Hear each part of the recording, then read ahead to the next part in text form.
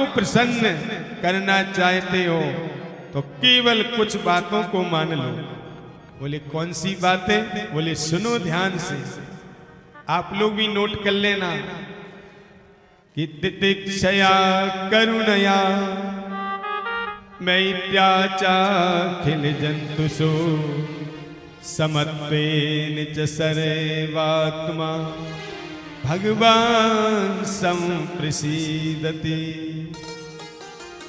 पहला सूत्र बेटा ध्रुव, तितिक्षया, आपसे उम्र में या ज्ञान में कोई बड़े मिले, यदि वो कुछ कटु शब्द बोल भी दें गलती करने पर या कोई बात का ज्ञान कराने के लिए, तो आप सहनशील रहना, वहां बुरा मत मानना, सहने की आदत बना लेना। यदि पिताजी ने टोका, गुरुजी ने डांटा या कोई अड़ोसी पड़ोसी ने सही बात समझाने को समझाया, कुछ कह दिया, तो बुरा नहीं मानना कि अरे मेरे को बड़ा उपदेश दे रहे, सिखा रहे। यदि तुम बुरा मानोगे, सहन नहीं कर पाओगे बड़ों की बातें, तो भगवान तुमसे खुश हो ही नहीं सकते हैं। ध्रुव जी बोले दूसरी बात, बोले दूसरी बात, कहीं यदि कोई उम्र में या बेचारे तुमसे कम पढ़े लिखे, हमको ज्यादा कुछ विषय का ज्ञान है और सामने कोई कम पढ़ा लिखा आ जाए, तो उस पर दया करना चाहिए।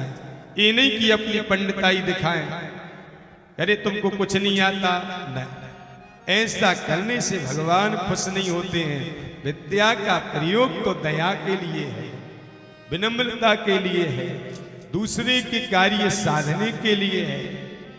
यदि हमको कुछ आता है और हम दूसरे का अपमान करें उस विद्या से, नहीं, दया करना चाहिए। कम जानने वाले को सिखाओ और दया करो, अपमान मत करो। दूसरा सूत्र, छोटा कोई सामने आ गया तो उसको हीन भाव से भी नहीं देखो, ये मेरे सामने क्या है, कुछ भी मत बकते रहो, लड़ेगा तो जड़ देंगे, हम ताकत में आगे ना। यदि कोई छोटा है, कमजोर है, कम पढ़ा लिखा है, उसको देख के हृदय में दया आ गई तो भगवान तुमसे जरूर खुश रहेंगे। ये दूसरा सूत्र भगवान को प्रसन्न करने का। और तीसरा कहते हैं मैत्रेया। यदि कोई बराबरी वाला है, ज्ञान में पढ़ाई लिखाई में बराबर का है, तुम भी जो ज्ञान रखते हो उसके पास भी ज्ञान है, तो उससे भी ईर्ष्या मत करना, अरे ये तो मेरे साथ कंपटीशन में है ना, उसको अपना बना लेना।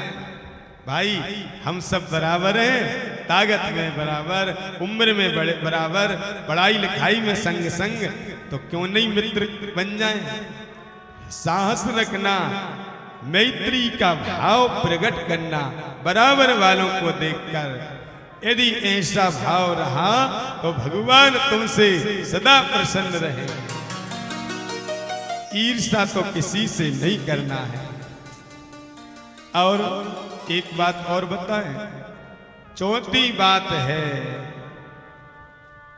कहीं भी आप मुखिया हो, चाहे समाज के कोई अध्यक्ष हो, चाहे कोई क्षेत्र के नेता हो, चाहे परिवार के मुखिया हो, चाहे किसी परिकर के मुखिया हो, मुखिया मुख सो चाहिए, खान पान को कहने का भाव।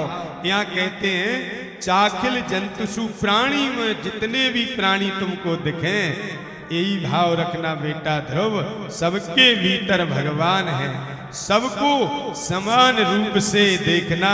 समत्व का भाव आ गया तो समत्वेन च सर्वात्मा, ये सब हमारे हैं, क्योंकि सबके भीतर भगवान है।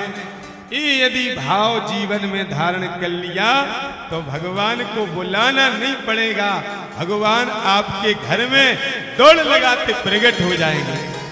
आपको